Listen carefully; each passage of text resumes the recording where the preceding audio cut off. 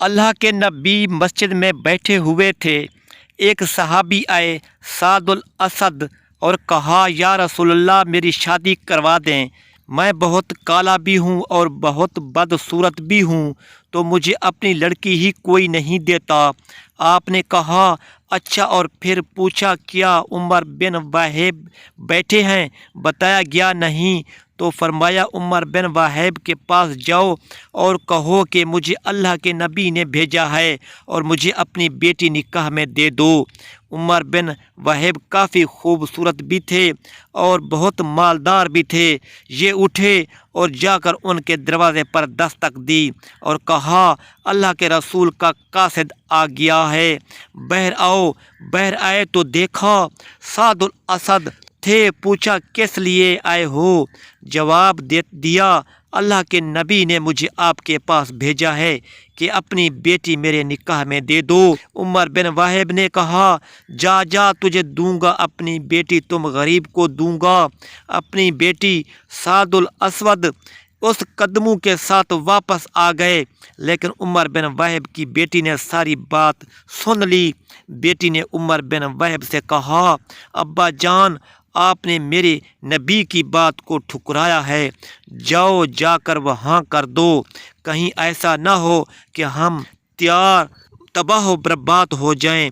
آپ نے میری خاطر انکار کیا ہے، نہ کہ میری بیٹی گزارا کیسے کرے گی؟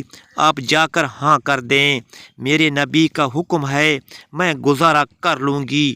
عمر بن وہب مجلس میں آئے تو سعد الاسود پہلے مجلس میں آئے ہوئے تھے۔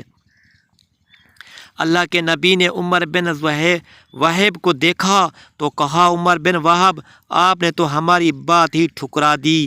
کہا یا رسول اللہ میں نے نہیں ٹھکرائی، میں حاضر ہوں۔ یا رسول اللہ آپ میری بیٹی کا سعد الاسود کے ساتھ نکاح پڑھائیں۔ 400 درہم حق مہر طے ہوا۔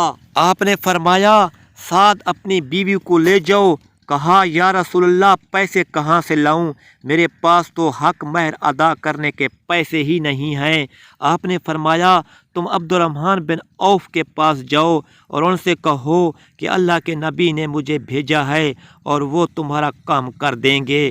عبد الرحمن بن عوف وہ صحابی تھے جن کو دنیا میں ہی جنت کی بشارت دے دی گئی تھی، اور وہ اتنے امیر تھے کہ ان کے بارے میں علماء کرام لکھتے ہیں اگر آج کے دور میں ہوتے تو اتنا پیسہ تھا ان کے پاس کہ پورا یورپ خرید سکتے تھے، لیکن ایماندار تاجر تھے اور اللہ کے نبی ان کو دنیا میں ہی جنت کی بشارت دے دی تھی۔ سعد ان کے پاس گئے، اللہ کے نبی کا پیغام دیا تو انہوں نے رقم کا بندوبست کر دیا اور 400 درہم سے زیادہ پیسے جمع ہو گئے۔ سعد نے سوچا 400 درہم تو بیوی کو حق مہر دوں گا، باقی میں بیوی کے لیے کچھ تحائف لے لیتا ہوں، اور بازار چلے گئے۔ بازار میں داخل ہوئے تو اتنے میں اعلان ہوا کہ مدینے پر کچھ بدو نے حملہ کر دیا ہے۔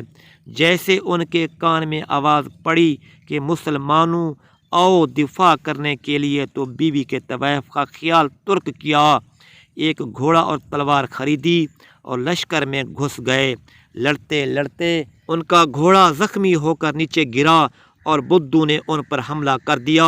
تو اچانک دور سے اللہ کے نبی کے ساتھ پر نظر پڑی تو لپکے ساتھ تم یہاں کیا کر رہے ہو؟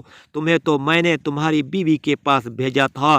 تب تک سعد الاسود شہید ہو چکے تھے۔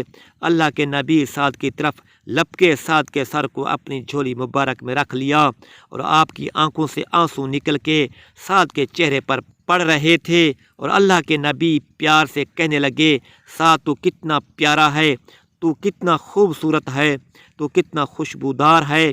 پھر آپ مسکرائے اور فرمایا رب کعبہ کی قسم، سعد حوض کوثر پر پہنچ گیا ہے۔ ایک صحابی نے پوچھا یا رسول اللہ ابھی آپ رو رہے تھے اور پھر آپ اچانک مسکرا پڑے، یہ سمجھ نہیں آیا۔ اللہ کے نبی نے فرمایا میں روز سعد کی جدائی میں رہا تھا اور مسکرا اس لیے کہ مجھے سعد کی جنت میں عالی شان محلات نظر آ رہے ہیں۔